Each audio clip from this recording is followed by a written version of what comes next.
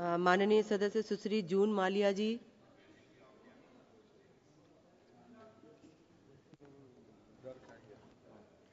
Thank you, Madam. I rise to speak on the demand for grants for Indian Railways for the financial year 25-26. While this government claims to be modernizing the railways, the reality is that our railway system is still plagued by delayed projects, poor infrastructure, declining safety standards, and passenger inconvenience. Indian Railways is the lifeline of our nation, carrying millions of passengers every day. It is a symbol of connectivity, economic growth, and national integration. However, the manner in which the railway sector is being managed raises serious concerns. This budget is long on promises but short on delivery. It fails to address some of the most pressing issues that impact passengers, railway employees, and freight transporters. So, Madam, let's start with the Amrit Bharat Station Scheme, which was launched to modernize railway stations across the country. While the government made grand announcements about station redevelopment and better passenger amenities, on ground, progress is painfully slow. Madam, according to a recent report by the Telegraph, the union budget for the year 2025-2026 has allocated rupees 13,950 crores for railway projects in Bengal, as told by our Honorable Railway Minister. The report also says that our Honorable Prime Minister has undertaken a mission to modernize and expand the railway network in Bengal, to build new stations, improve passenger amenities, and run new trains.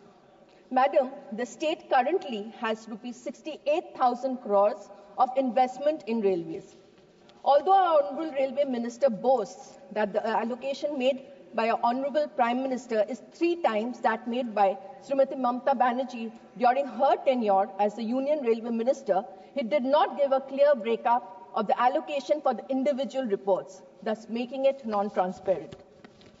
Our Honorable Railway Minister has informed that 101 stations in West Bengal are being modernized under the Amrit Bharat Station Scheme, which was introduced in the year 2022. Despite the allocation of rupees 1,503 crores in the financial year 2023 for the redevelopment of 37 railway stations across the state, there has been little or no visible progress. Let's take the Mednipur, Kharagpur and Shalboni railway stations, which falls in my Lok Sabha Kendra, as an example. Work is progressing at a snail's pace, and passengers continue to suffer from inadequate facilities, Madam. The promised underpasses and road overbridges at Daton, Belda and Mednipur remain stuck in bureaucratic delays. Despite repeated assurances, there is no visible progress on these critical projects. This raises a fundamental question. If the central government cannot complete ongoing projects efficiently, how can we trust its big promises for the future?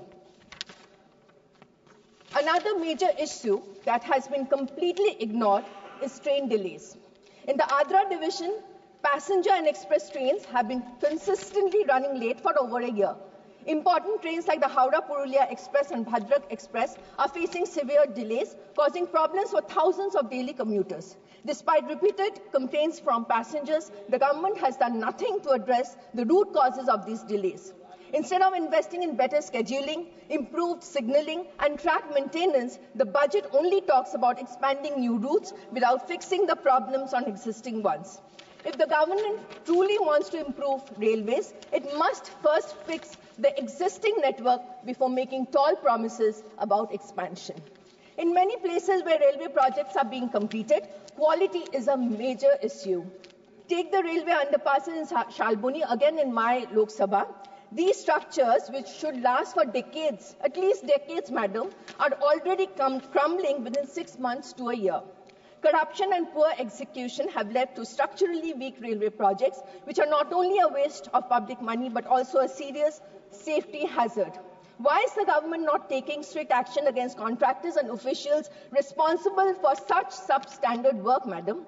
Why is there no accountability for taxpayers' money? Government fails to address the corruption and inefficiency that plague railway construction and maintenance.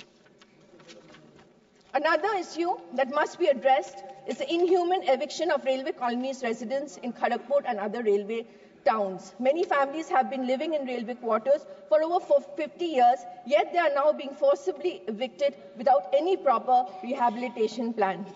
These are railway employees, daily wage workers, and their families who have nowhere else to go.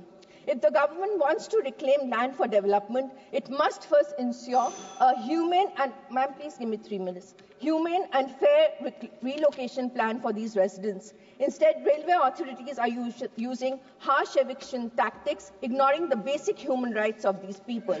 This kind of insensitive policy making is unacceptable and must be strongly opposed. Madam, I want to raise concerns about the gradual privatization of Indian Railways. While the government claims that the privatization will improve efficiency, in reality, it is making train travel more expensive for common people. Introduction of premium trains at high fares while neglecting affordable sleeper class travel is a clear sign that the government is favoring elite passengers over the common man. Rather than strengthening the public railway system, this government is pushing private investment at the cost of affordability. This is not the vision that Indian Railways was built upon. Before I finish, I would like to say that the Honorable Railway Minister is quick to criticize Mamata Banerjee and her tenure as a railway minister, but let me remind him, Mamata Banerjee's tenure is remembered for passenger-friendly policies, introduction of new trains, and a focus on affordable travel.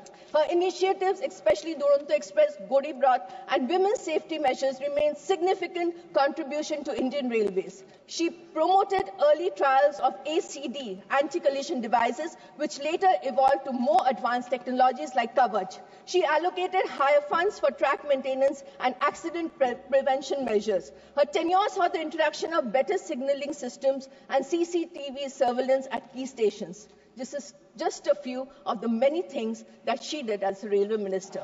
Lastly, Honourable Speaker, the Indian Railways is not just a mode of transport. It is the backbone of our economy and a symbol of national integration. The lifeline of a nation cannot be run on empty promises and delayed projects, madam.